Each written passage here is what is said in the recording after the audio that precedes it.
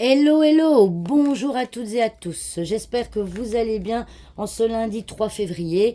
Donc, comme je l'avais dit précédemment dans ma vidéo, je pense, de vendredi, eh bien, nous allons démarrer la semaine à thème sur le thème sentimental. D'accord?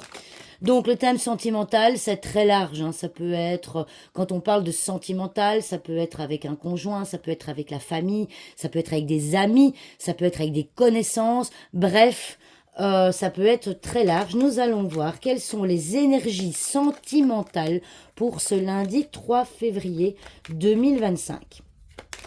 Quelles sont les énergies sentimentales, pardon, pour ce lundi 3 février 2025. Quelles sont les énergies sentimentales pour ce lundi 3 février 2025? Une petite coupe et on est parti. Alors, le soleil, si je dis pas de bêtises, je crois que vendredi, on avait la même carte. Le soleil, la maison, les poissons, le renard et l'arbre. Alors, et la dame ici au milieu. Enfin, en dos de deck, je lis au milieu parce que je l'ai mise là. Alors ici, nous avons, donc, sur le thème sentimental, nous avons la carte des poissons. Alors, au niveau sentimental, les poissons, c'est tout ce qui est émotion. D'accord? C'est tout ce qui est émotionnel. Alors, on voit que potentiellement, au niveau de votre foyer, tout se passe bien, hein. On voit que dans votre foyer, avec votre famille, on voit que tout se passe bien. Le soleil règne au-dessus de votre foyer. Par contre, nous voyons que malgré tout, dans les énergies de ce lundi, il va y avoir quelque chose au niveau des émotions en rapport avec une femme. Et nous voyons ici la carte du renard. La carte du renard, c'est une tierce personne. Avec la femme en dessous, je dirais que ça peut être une femme, une troisième personne. Moi, je vous dirais de faire attention parce que cette tierce personne, elle risque potentiellement de venir un petit peu perturber, hein, le soleil qu'il y a dans votre foyer, hein, avec la carte du renard, ça peut être une manipulatrice, ça peut être quelqu'un, ça peut être une personne qui va faire des choses dans votre dos, d'accord? On vous dit avec la carte de l'arbre que il faut prendre de la patience. On vous demande en fait d'essayer de rester le plus zen possible face aux éventuelles manipulations et aux éventuelles cachotteries qu'on vous ferait aujourd'hui. On vous dit d'essayer de rester zen, d'essayer de rester calme et de prendre patience, d'accord?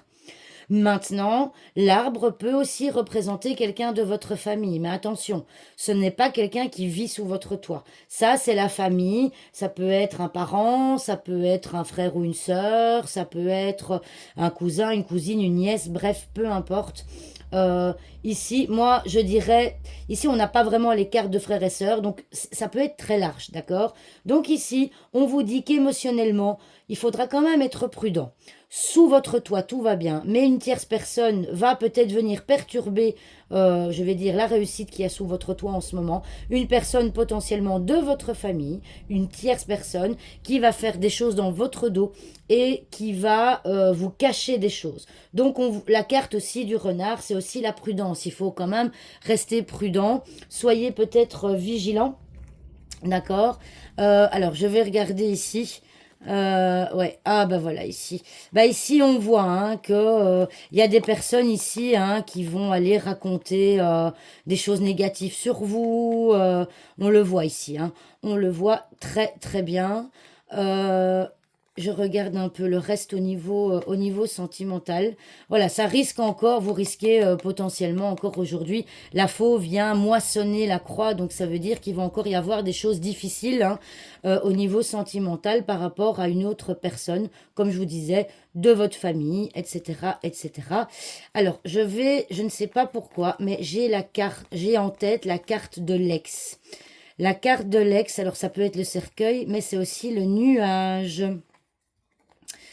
Alors, bah, Ici, on voit hein, que vous allez peut-être, ici, hein, c'est en rapport peut-être avec votre ex. Je ne sais pas pourquoi, ça me vient en tête d'un coup.